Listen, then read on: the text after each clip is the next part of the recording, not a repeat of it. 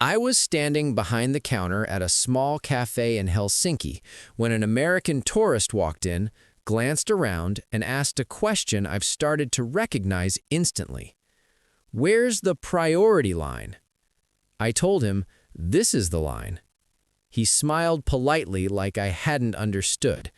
No, I mean for, people in a hurry. I shook my head.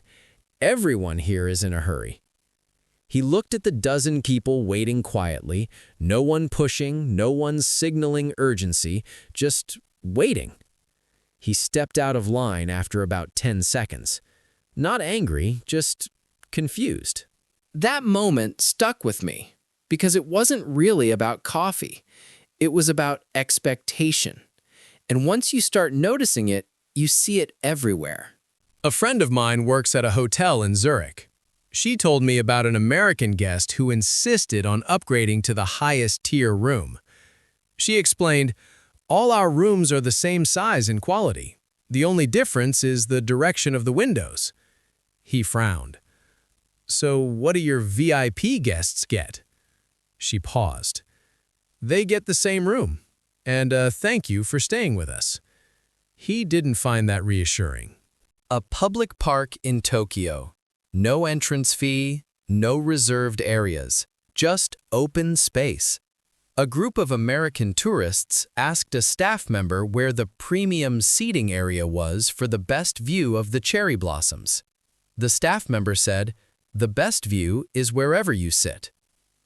They laughed, thinking it was a joke. It wasn't. In a lot of places around the world, systems are designed so that the baseline is already good. Not luxurious, not exclusive, just dignified. But if you're used to a system where everything comes in tiers, basic, premium, elite, platinum, then a flat system feels wrong.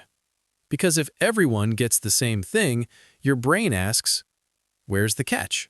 A bus driver in Vienna told me about an American passenger who tried to hand him extra cash for a better seat.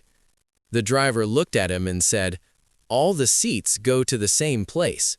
A librarian in Seoul told me an American visitor asked about premium membership benefits. She said, "Membership is free."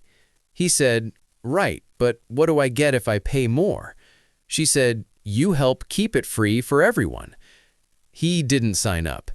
And it's not about wealth. That's the interesting part. These aren't billionaires demanding special treatment.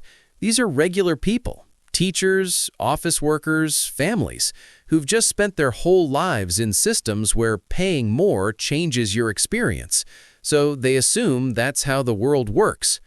A tour guide in Norway told me about an American couple who asked if they could pay extra to skip part of a group hike.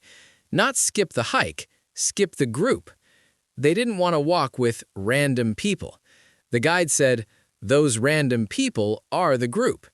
The couple canceled. And here's where it gets deeper, because what looks like entitlement on the surface is often just disorientation. Imagine growing up in a world where airports have priority boarding, hospitals have private wings, schools have ranking systems tied to money, even amusement parks sell faster access to rides. Now imagine stepping into a place where none of that exists. No fast lane, no VIP, no members only. Just one system for everyone.